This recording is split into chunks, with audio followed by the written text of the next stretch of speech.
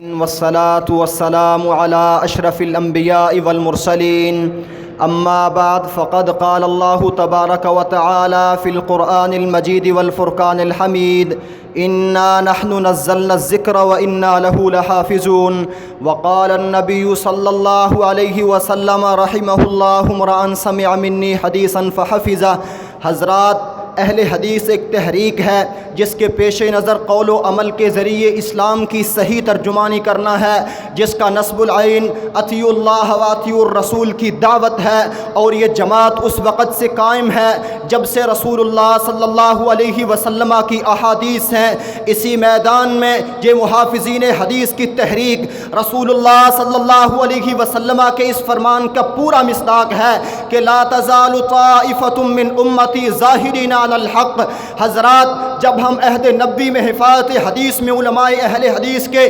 کردار کا اندازہ لگاتے ہیں تو امام بخاری رحمہ اللہ اپنی کتاب صحیح البخاری کے اندر ان ابواب کو قائم کرتے ہیں. باب التناوب فی العلم، باب الحرص علی الحدیث. چلتے چلتے جب انکار حدیث کے نہ تھمنے والے طوفان عالم احساسات کے اندر یہ ستارے پیدا کرنے لگے کہ حضرت سید نذیر حسین محدث دہلوی رحمہ اللہ آئے کہ انہوں نے 62 سال دہلی کے اندر رہ کر مسند حدیث پر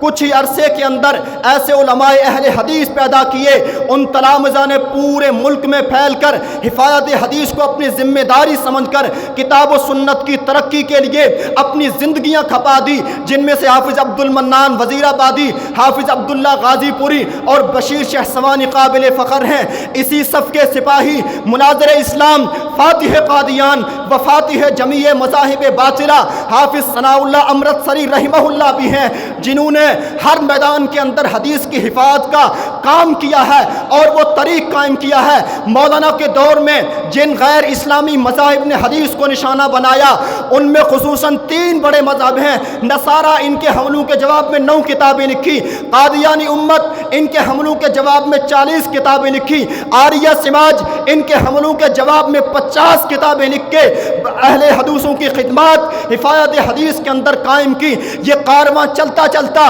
حافظ محمد لکھوی رحمہ اللہ تک پہنچتا ہے، جنہوں نے سند فراغت حاصل کرنے کے بعد مدرسہ محمدیہ کا حفاظت حدیث کے لیے بنیاد رکھا اور تصنیف کے میدان میں حواشی سنن ابی داود، التعلیقات علی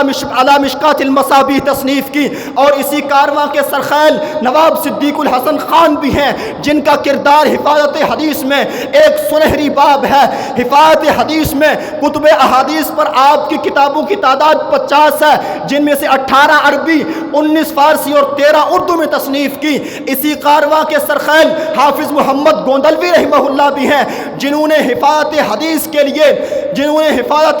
کے لیے صحاح ستہ کو حفظ کر کے فقہ اربع پر مکمل عبور حاصل کر رکھا تھا، اور بر صغیر کے کئی مدارس میں حفاظت حدیث کا کام کرتے ہوئے انہوں نے یہ تاریخ بتلائی کہ اگر اس دور کے اندر کوئی حفاظت حدیث کرنے والی جماعت ہے وہ اہل حدیث کی جماعت ہے. محمد اسماعیل سلفی رحمہ اللہ نے ہر میدان میں حفاظت حدیث کا کام کیا. اسی حفاظت حدیث کے اندر کئی بار جیل میں رہ کر قید و بند کی صعوبتیں برداشت کی اور تصنیف کے میدان کے اندر 8 کتابوں کے مصنف ٹھہرے. اسی کارواں کے ایک مجاہد حافظ شمس الحق عظیم آبادی رحمہ اللہ بھی ہیں، جنہوں نے فضل الباری، النجم الوہاج، عون المعبود اور غایت المقصود جیسی تصنیفات لکھی. اور اسی کارواں کے سرخیل ایک شیخ پنجاب حافظ عبد المنان وزیر آبادی رحمہ اللہ بھی ہیں، جنہوں نے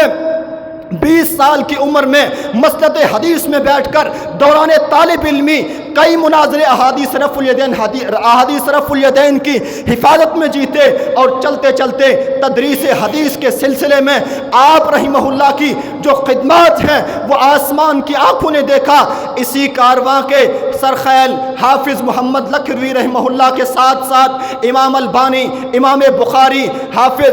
امام بخاری رحمہ اللہ اور عبداللہ ناصر رحمانی، مبشر احمد ربانی جیسے بھی موجود ہیں. اور حافظ عبد المنان وزیر آبادی رحمہ اللہ نے 60 مرتبہ صحاح ستہ پڑھا کر اس بات کی گواہی دی ہے کہ میری زندگی کا مقصد تیری دین کی سرفرازی، میں اسی لیے مسلمان، میں اسی لیے نمازی، وما توفیقی الا باللہ.